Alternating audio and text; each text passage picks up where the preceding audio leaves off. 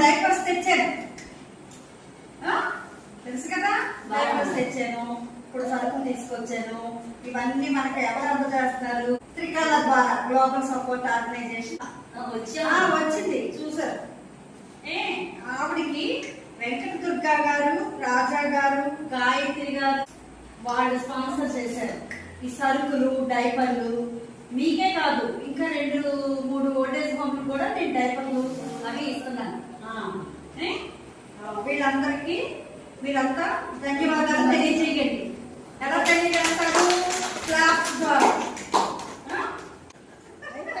ఇంకా అప్పుడెక్కడెక్కడుంది, అయిపోలేదా? వారం 2 వారాలు ఉంది. హుషారున్నావు.